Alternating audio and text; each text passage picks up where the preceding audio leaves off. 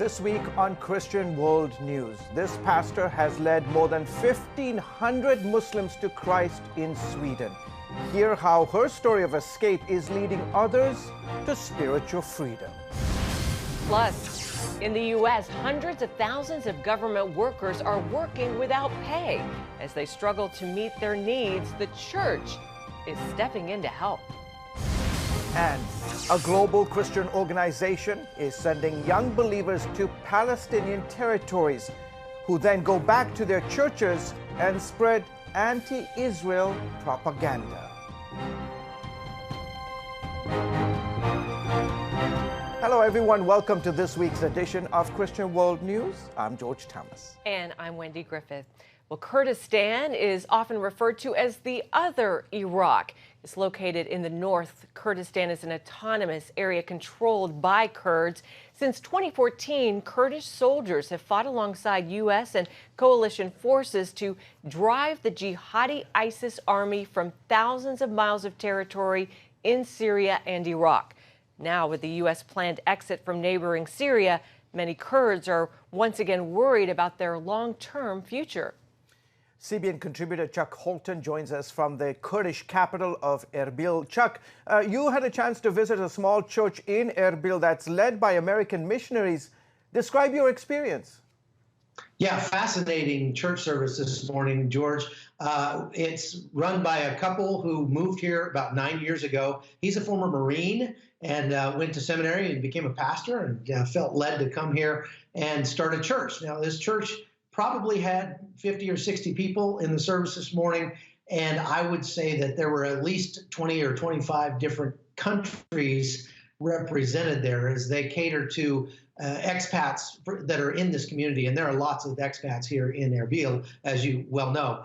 The most interesting thing, however, was the Iraqi members of this church, guys that I was talking to who are either Kurdish or Iraqi or even Iranian that are here who are former Muslims. And in talking to one of them, what he told me was that the reason that he converted from Islam he became an atheist and then eventually to Christianity was because of ISIS. He said that after seeing the brutality that was, demonstrated by ISIS since 2014 in this area, he just couldn't stand the thought that they called themselves Muslims. And he said that there were many Muslims who felt the same way and who are now seeking a better faith, a more loving faith.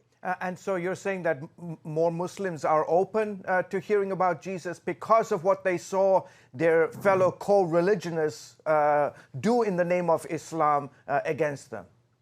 That's exactly right. And as a matter of fact, there were quite a few young men at the church this morning who were not Christians yet, but they were there just seeking. They were listening. They were reading the Bible and trying to get their questions answered. Some of them have seen visions, and others are, like I say, the pastor said, many of them are just so disgusted. He said that that's a general consensus here in Kurdistan. So many people are disgusted by the incredible brutality that was demonstrated by ISIS, that the pendulum is kind of swinging the other way. And it seems like this culture is even throwing off those cultural norms even more than the religious ones. So the women wearing the hijab, I see fewer and fewer women here in northern Iraq. We just came from the mall a little while ago, and I was really surprised at just how Western the dress is from the women here. It's always been that way to some extent, as you know, in Kurdistan, because it's a very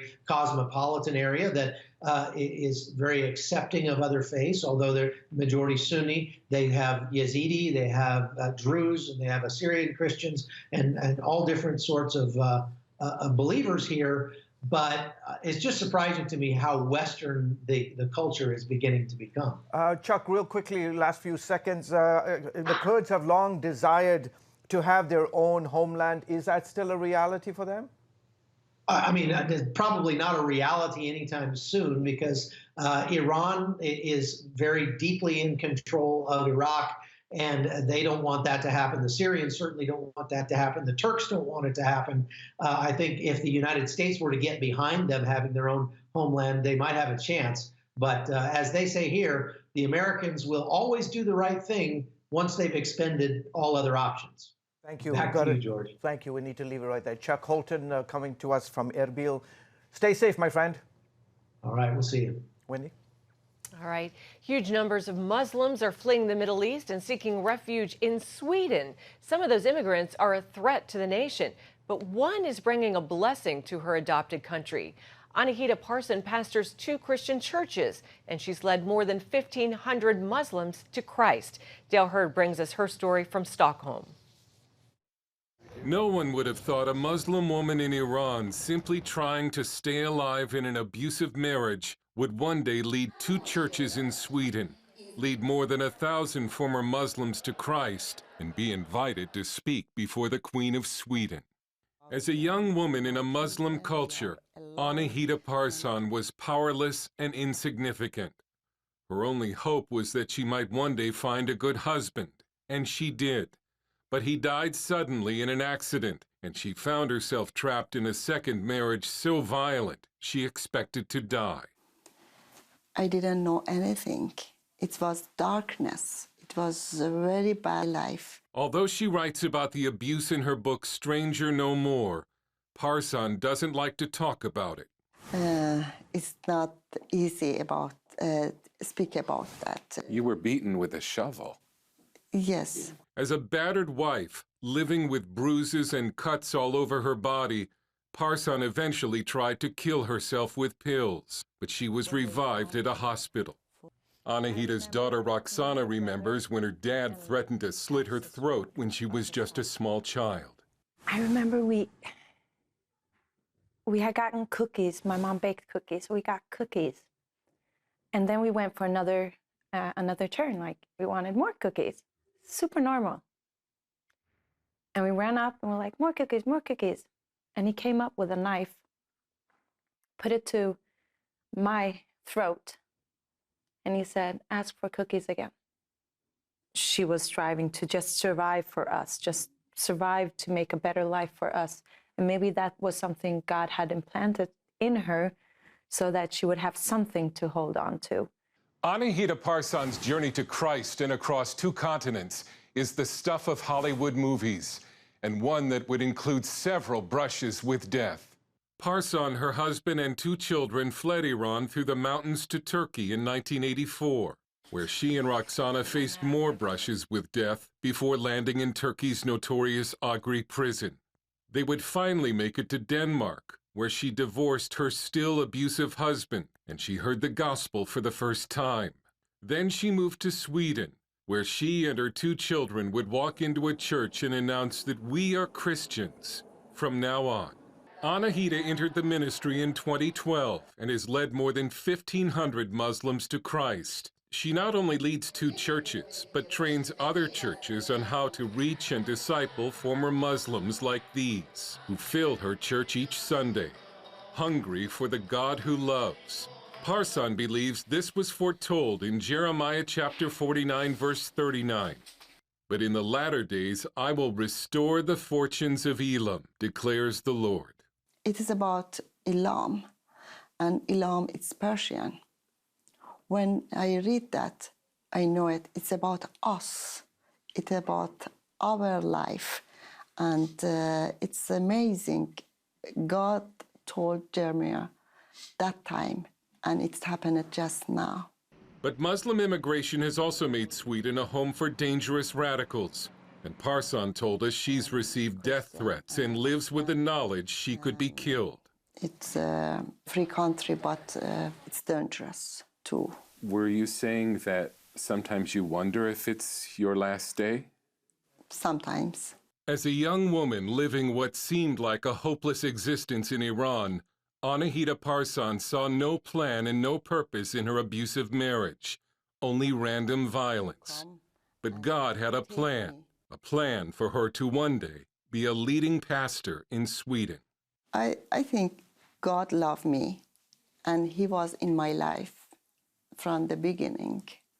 He's my everything. I think it's, wow, it's beautiful. Dale Hurd, CBN News in Stockholm, Sweden.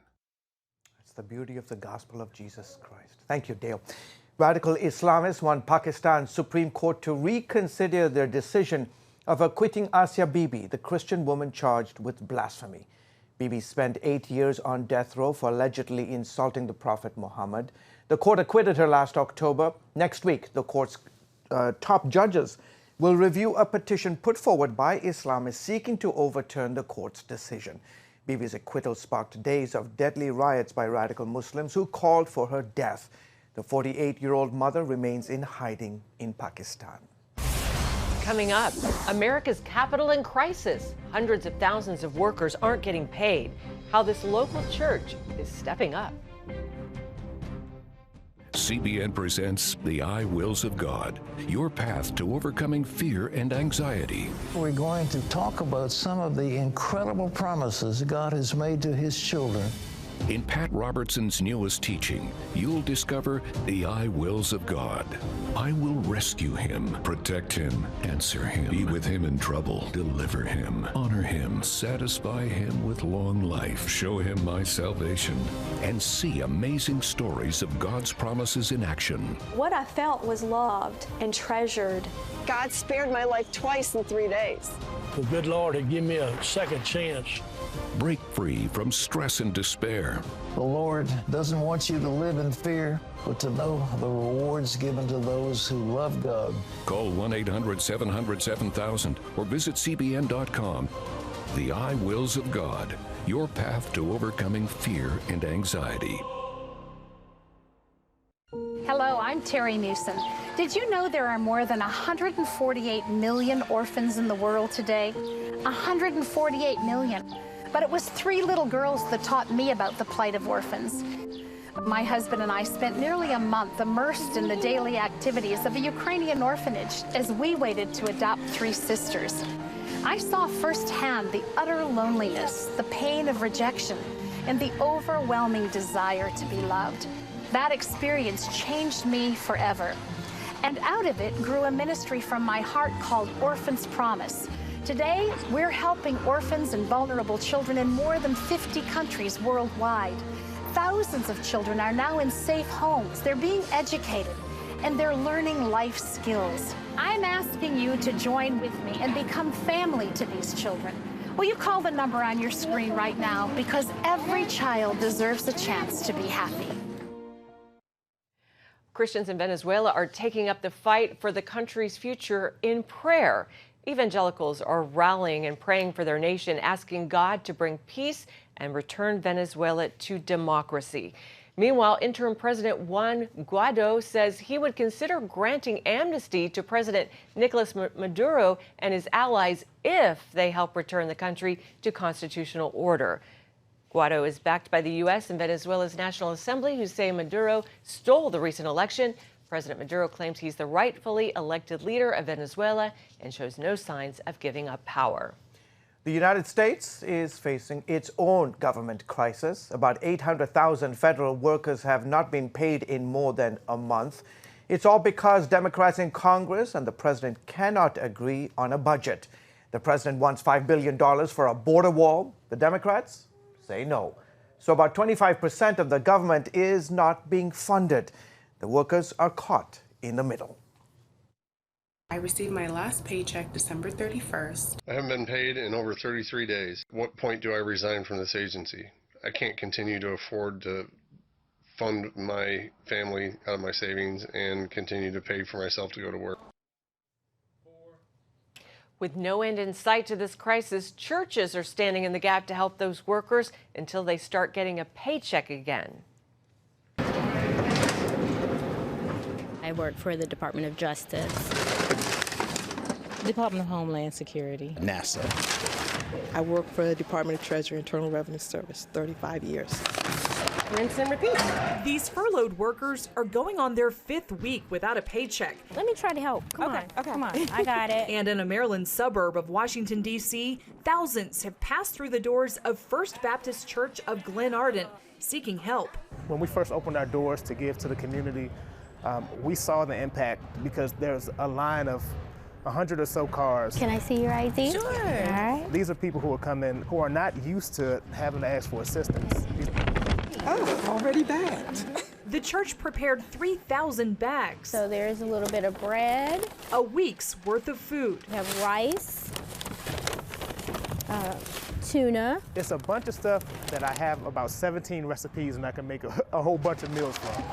While the food is welcome, let her tears be tears of joy, Lord. Glen Arden offers so much more. And let us be thankful and grateful, Lord, because this is only temporarily. And with the prayers, thank you. Lots thank you. And lots of hugs. I remember you. Ebony Griffin came in to get a bag of groceries and decided to stay and volunteer.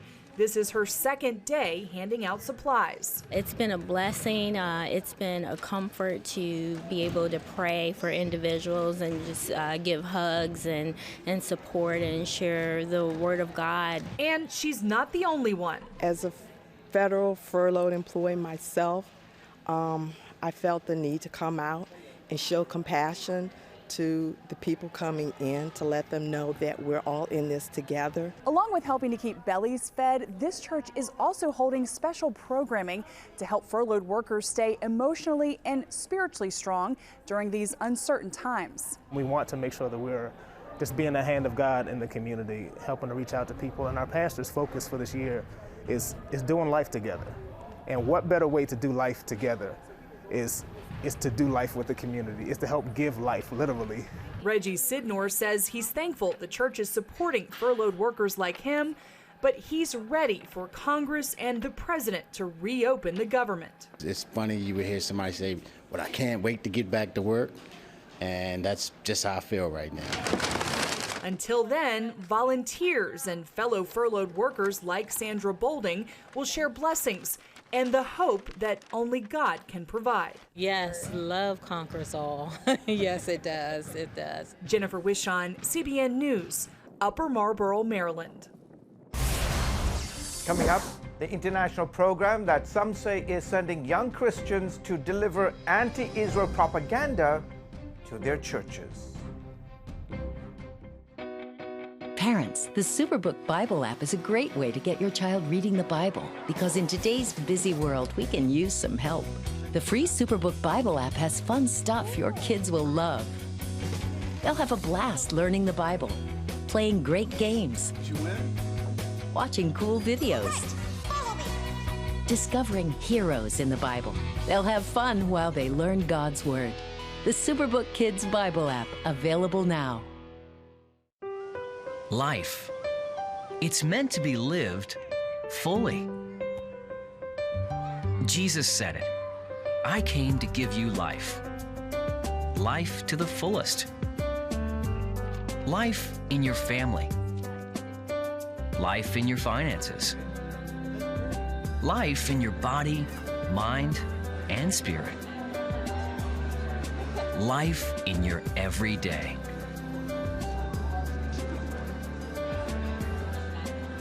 At CBN.com, we're taking what Jesus said seriously. We're here to help you discover life. Life. Live it fully. CBN.com.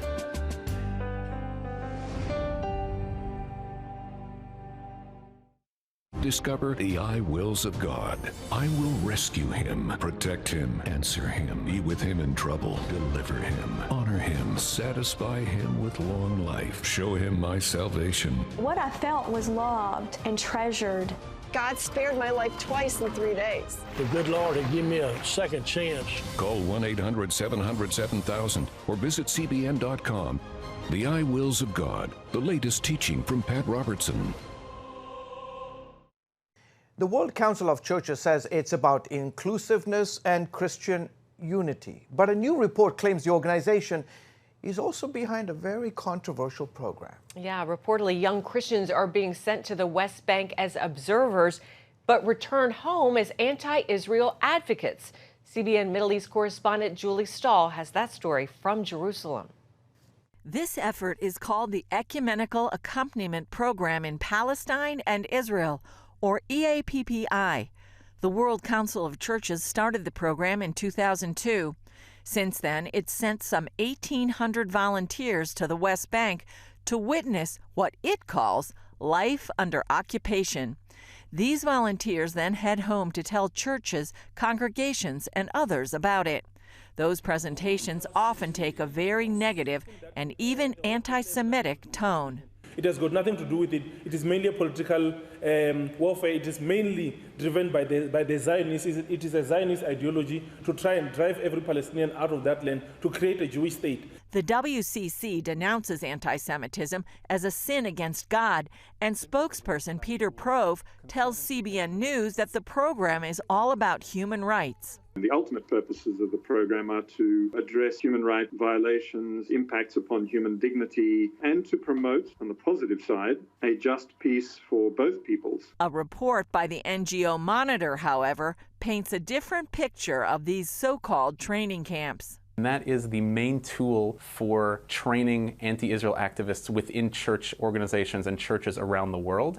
And it's also the main tool for inserting anti-Israel and anti-Zionist propaganda and rhetoric into those same churches. According to Prove, the volunteers take part in everyday life with the Palestinians. They're there to provide a protective presence. Secondly, they're there to observe, monitor, and report on events that they observe. Jonas Schiffmiller said, NGO Monitor found there's more to the story. In fact, what EAPPI is really doing is coming here, gaining credibility for themselves to go back to their home churches and to spread anti-Israel diatribes. Yosef Daher is coordinator of the Jerusalem Center that hosts the volunteers.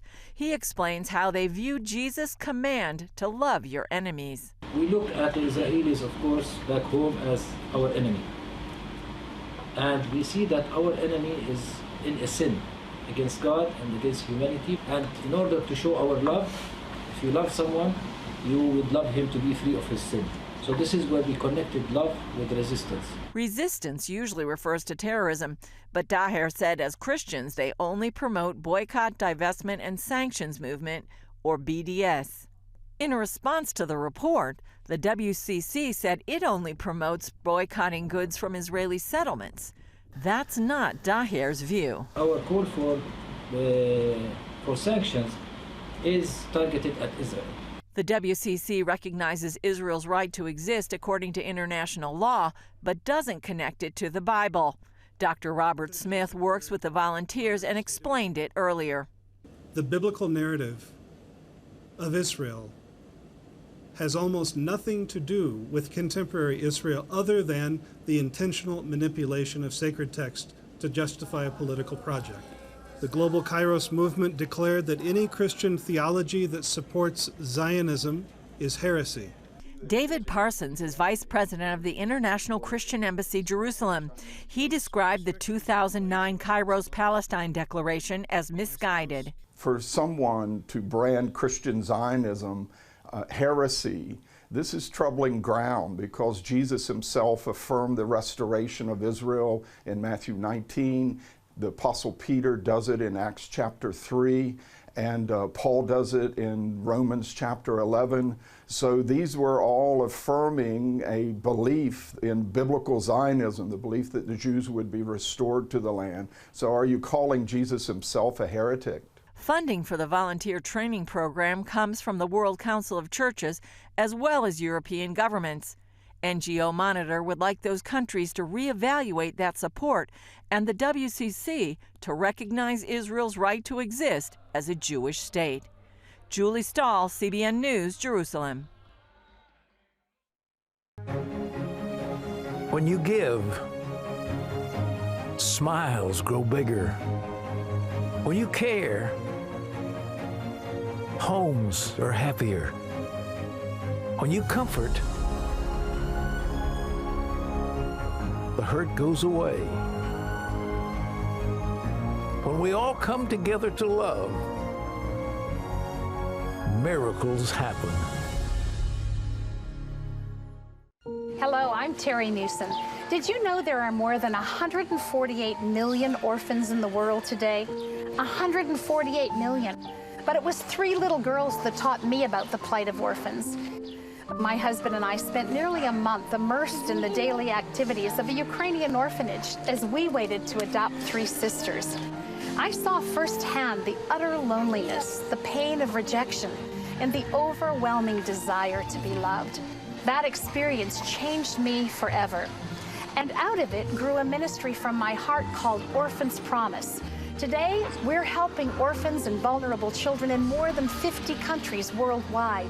Thousands of children are now in safe homes. They're being educated, and they're learning life skills. I'm asking you to join with me and become family to these children. Will you call the number on your screen right now? Because every child deserves a chance to be happy.